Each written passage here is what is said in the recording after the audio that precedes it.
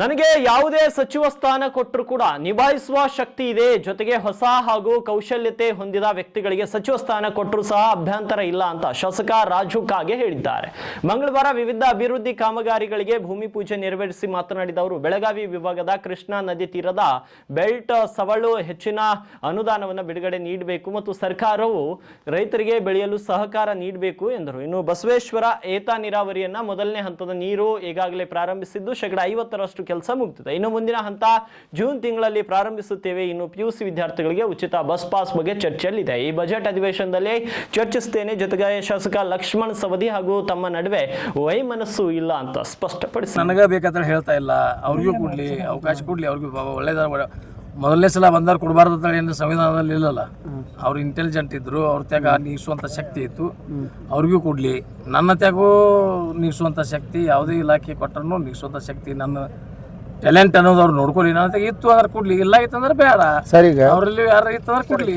ಹೋದ ಅಸೆಂಬ್ಲಿ ಬೆಳಗಾವಿ ಅಧಿವೇಶನದಲ್ಲಿ ಸೌಳ ಜೋಳ ಬಗ್ಗೆ ದನಿಯನ್ನು ಎತ್ತಿದ್ವು. ಇವು ಸಹಿತ ಆ ಭಾಗದಲ್ಲಿ ಕೃಷ್ಣಾ, ಮಡವಾಳ್, ಜುಗೂಳ್, ಮಂಗಾವತಿ, ಶಾಪೂರ್, ಆಮೇಲೆ ಕೃಷ್ಣಾ, ಕಿತ್ತೂರು, ಇವೆಲ್ಲ ಎಲ್ಲಿ ನದಿ ಬೆಲ್ಟ್ ಇದೆ, ನದಿ ಬೆಲ್ಟದಲ್ಲಿ ಎಲ್ಲ ಕಡೆ ಬೆಳಗಾವಿ ಡಿವಿಷನ್ ಚಿಕ್ಕೋಡಿ ತಾಲೂಕು ಇರಲಿ, ಅಥಣಿ ತಾಲೂಕು ಇರಲಿ, ಕಾಗವಾಡ ತಾಲೂಕು ಇರಲಿ, ಜಮಖಂಡಿ, ಬಾಗಲಕೋಟೆ ತಾಲೂಕವರೆಗೆ ಏನು ನಮ್ಮ ಭಾಗದಲ್ಲಿ ಸೌಳು ಜೋಳಾಗಿದ್ದಾವೆ, ಅದಕ್ಕೆ ನೀವು ಕೇಂದ್ರ ಕಡೆ ಪಟ್ಟು ಮಾಡಿ ತೋರಿಸ್ಬೇಡ್ರಿ, ನೀವೇ ಹೆಚ್ಚಿನ ಅನುದಾನ ಕೊಡ್ರಿ.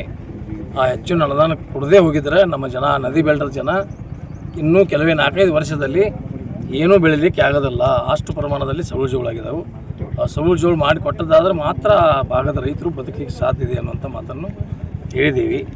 ಜೊತೆಗೆ ನಮಗೆ ಈಗಾಗಲೇ ಬಸವೇಶ್ವರ ಯಾತ್ರೆ ನೀರಾವರಿ ಮೊದಲನೇ ಹಂತದ ನೀರನ್ನು ಈಗಾಗಲೇ ಮುಗಿಸಿದ್ದೀವಿ. 26 ಜನವರಿ ಅಕ್ವಿಡೇಟ್ ಅದು ಮಾಡಿ ಸಹಿತ 4 ಮೋಟ್ರ್ ಅಳವಡಿಸಿದ್ದೀವಿ. ಈಗ ಪ್ರಾರಂಭ ಮಾಡ್ಲಿಕ್ಕೆ ಬರೋದಿಲ್ಲ, ಯಾಕಂದ್ರೆ ನದಿಯಲ್ಲಿ ನೀರು ಇಲ್ಲದಕ್ಕಾಗಿ ಪ್ರಾರಂಭ ಮಾಡ್ಲಿಕ್ಕೆ ಬರೋದಿಲ್ಲ.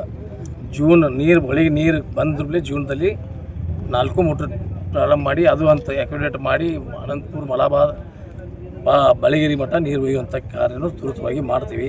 ಮೊನ್ನೆ ಬೆಳಗಾವಿ ಅಧಿವೇಶನದಲ್ಲಿ ಮುಖ್ಯಮಂತ್ರಿ, ಉಪಮುಖ್ಯಮಂತ್ರಿ, ನಮ್ಮ ಜಿಲ್ಲೆಯ ಉಸ್ತುವಾರಿ ಮಂತ್ರಿಗಳಾದ ಸತೀಶ್ ಅಣ್ಣ ಜಾರಕಿಹೊಳಿ ಅವರಾಗಲಿ ಮತ್ತು ಲಕ್ಷ್ಮೀ ಹೆಬ್ಬಾಳ್ಕರ್ ಆಗಲಿ ಎಲ್ಲರೂ ಕೂಡಿ ಒಂದು ಮೀಟಿಂಗ್ ಮಾಡಿದೆವು. ಯಾಕೆಂದರೆ MP ಬರ್ತಾರಲ್ಲ ಇಲ್ಲಿ, ಅವ್ರಿಗೂ ಪ್ರಿಯಾಂಕಾ ಜಾರಕಿಹೊಳಿಗೂ ಬರ್ತಾರಲ್ಲ, ಅವರು ಎಲ್ಲರೂ ಇಂಟ್ರೆಸ್ಟ್ ತೊಗೊಂಡು ಈ ಭಾಗದಲ್ಲಿ ಜನ ಏನೀಗ ಸ್ವತಂತ್ರ ಸಿಕ್ಕಾಗೆಂದು ಇಲ್ಲಿವರೆಗೆ ಈ ನೀರಿನ ಬವಣೆಯಿಂದ ಸಾಯ್ತಾ ಇದ್ದಾರೆ, ಅವರಿಗೆಲ್ಲ ಒಂದು ಒಳ್ಳೆಯ ಥರದಿಂದ ಸುಜಲಾಮ್ ಆಗಲಿ, ಅವರು ಬದುಕಲಿ, ಅವರ ಆರ್ಥಿಕ ಪರಿಸ್ಥಿತಿನೂ ಒಳ್ಳೆಯದಾಗಲಿ ದೃಷ್ಟಿಕೋನದಿಂದ ಈ ಯಾವುದೇ ಪರಿಸ್ಥಿತಿಯಲ್ಲಿ ಜೀವನಕ್ಕೆ ಪ್ರಾರಂಭ ಮಾಡಿ ಈ ಭಾಗದಲ್ಲಿ ಏನು ನಾವು 27,000 ಹೆಕ್ಟರ್ ಅಂದರೆ 65,000 ಎಕರೆಗಳಿಗೆ ಏನು ನೀರು ಕೊಡಬೇಕಾಗುವಂಥ ಒಂದು ಧೋರಣೆಯನ್ನು ಇಟ್ಕೊಂಡಿದ್ದೀವಿ. ಅದನ್ನು ಮುಂದಿನ ವರ್ಷದಲ್ಲಿ ಮುಗಿಸ್ತೀವಿ. ಮತ್ತು ಉಚಿತ ಬಸ್ ಪ್ರಯಾಣ ನೀಡ್ತೀರಿ ಈಗಾಗಲೇ ಹಂತದಲ್ಲಿದೆ, ಸರ್ಕಾರದ ಹಂತದಲ್ಲಿ ಅದಿದೆ. ಬಜೆಟ್ದಲ್ಲಿ ನಮಗೆ ಮಕ್ಕಳಿಗೆ ಎಲ್ಲ PUC ಅಂದರೆ ಎಲ್ಲ ಮಕ್ಕಳಿಗೂ ಮುಂದಿನ ಜನರಿಗೆ ಕೊಡ್ತೀವಿ. ನಾವು ಎಲ್ಲರಿಗೂ PUCಗೋಸ್ಕರ ಎಲ್ಲರಿಗೂ ಕೊಡ್ತೀವಿ ಅಂತೇಳಿ ಒಂದು ಚರ್ಚೆಯಲ್ಲಿದೆ. ನಾಳೆ ಬಜೆಟ್ದಲ್ಲಿ ಅದನ್ನು ಅಳವಡಿಸ್ಕೊಂಡು ಕೊಡಲಿ ಅಂತ ಪ್ರಯತ್ನ ಮಾಡ್ತೀವಿ. ಅದು ಯೋಗ್ಯ ಇದೆಯಲ್ಲ, ಅದೇನು ಬೇಡಿಕೆ ತಪ್ಪಲ್ಲ. ಎಲ್ಲರಿಗೂ ಕೊಡ್ತೀವಿ. ನಾವು ಮಕ್ಕಳಿಗೆ ಕೊಡಬೇಕಲ್ಲ, ಮಕ್ಕಳು ಎಲ್ಲ ಬಡವರು ಇದ್ದಾರೆ, ಅದ್ರಾಗ ಎಲ್ಲ ಸರಿಯಾದ ಮಕ್ಕಳಿಲ್ಲ. ಬಸ್ಲಿ ಹೋಗೋರಂದ್ರೆ ಬಡ ಮಕ್ಕಳಿದ್ದಾರೆ, ಅವ್ರಿಗೂ ಕೊಡುವಂಥ ಇಲಾಖೆ ಬಡವಡದಾಗ ಅದಿಸಿ ಕೊಡುವಂಥ ಪ್ರಯತ್ನ ಮಾಡ್ತೀವಿ. ಸರಿ.